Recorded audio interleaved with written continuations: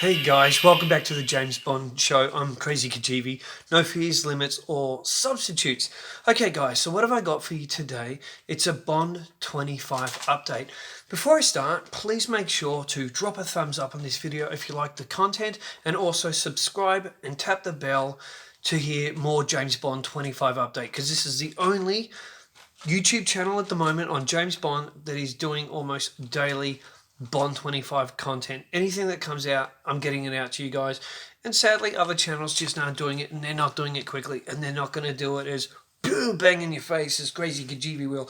Okay, guys, so this is a report here from The Mirror and written by Helena Watts. Now, Helena Watts, of course, like most of these sort of reporters, doesn't name her source. And by the way, I am going to put the article in the links below, so you will be able to find it. Okay, guys?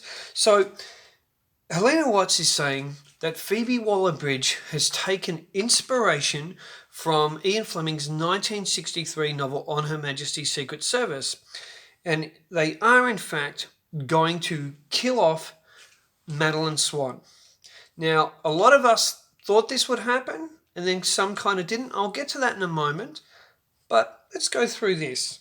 So apparently, the source says that it is a tear-jerking storyline as James Bond's new wife is murdered and he struggles with depression and grief. Now, apparently that's the angle, according to this article, that's the angle that Phoebe Waller Bridge wants to explore. Now, I believe that Purvis and Wade and maybe Fukunaga, who's all been working on this script, not to mention Scott Z. Burns, who they brought in as the script doctor from Hollywood, I believe that those guys probably had this story down pat, and Waller Bridge was brought on to do the humour. So I believe she's working these sort of angles out as far as not only bringing humour to the film, which will obviously need it if it gets so deep like this, but to obviously work some more emotional angles with this.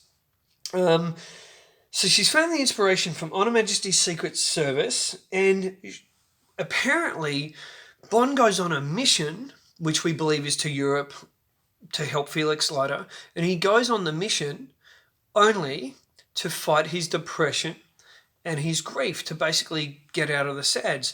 Now, if that is true, if all this is true from this source, then I believe the title of the film most likely will be Shatterhand, because this stuff is very reminiscent to between On Her Majesty's Secret Service and You Only Live Twice novel as well. And maybe Bond goes on this mission kind of like he does in You Only Live Twice novel, and he doesn't know who he's up against, and lo and behold, he's up against Gunther Shatterhand that's really Blofeld. Now, apparently also, according to this article, it's Rami Malek's character that has her killed. So with this, I'm just so hoping, if he is playing Gunther Shatterhand, that Rami Malek is not going to be Blofeld, because I just think having an actor like Christoph Waltz playing him, then this actor, even with facial stuff, is just not going to work. And I've expressed those opinions before. On this, I was really convinced that the producers were going to be smarter than this, and the writers were going to be smarter on this, and they were going to respect On Her Majesty's Secret Service and not go back and not do this.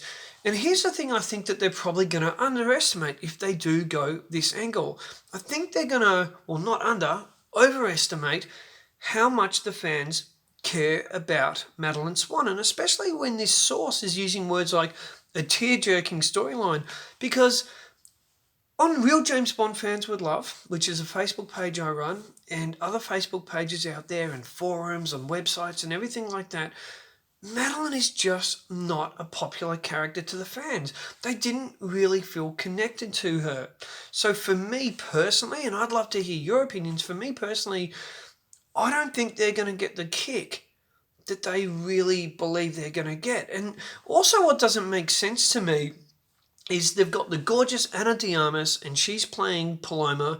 I don't understand, if Bond's in grief and everything, he then goes off on this mission and he goes and shags her. Now, okay, Bond in On Her Majesty's Secret Service, George Lazenby, he's with Tracy, then he goes off on his mission, he shags all the girls, his feelings kind of change, really falls in love with Tracy, then he marries her, but then she's killed. So he doesn't shag women after, he's married her. But this time, having known that he's married, then she gets killed, and then he's off with other women. To me, I think that's going to fall flat and just seem like... And then, and let's combine these two. At the end of this article by Helena Watts, it says that the producers are said to want to soften James Bond's macho image. Okay, so if they're softening his macho image, how does it make sense for him to lose his wife, then he goes and shags a girl that's like 28 years old? What do you guys think of that? Because to me, that doesn't quite sit well. So that's just my view on it.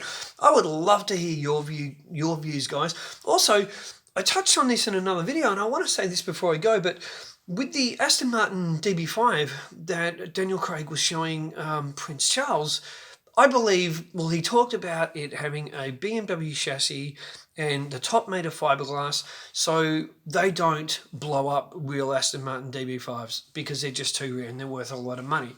So for me, they are going to blow that car up, and I believe, this is my theory, if they're going to go with this, because I believed, as I said in a video the other day, that they're going to blow up that DB5, maybe she's in it, and maybe that's a final farewell for the DB5, but maybe MADELiNE is in that and she's killed and that's it, because they're definitely going to blow up the DB5 and they're going to wipe out that history. I reckon they're going to do it all at the start of the film.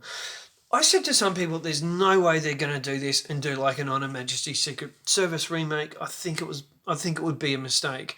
But if there's any truth in this, remember it is a source, so probably take it with a pinch of salt, then maybe they're going to do it. Guys, what do you think? I'd love to know your thoughts on this, and also I'd love to know what you guys think about how the Jamaica stuff ties in with the Norway stuff. We've seen they've got the Aston Martin Vantage, Timothy Dalton's car from The Living Daylights. So how does it all tie in? Why is Bond then in Norway? Why do you think he's in the Vantage? Who is the guy, the mysterious badass in the snow with the gun and chasing the little girl? How do you guys think all that ties in? Please leave a comment. Let us know. And I read all the comments. I find them fascinating. I respond to as many as I can. And guys, also I want to thank you all so much for subscribing and sharing this with your friends, and the questions that have come into me, and not only to the channel but into Real James Bond Fans with Love, and contacting me directly on Facebook. It's awesome, and I love making these videos for you guys. And I will be back within 24 hours finally for my A View to a Kill review. So stay tuned for that. Till next time, guys. Keep on bonding.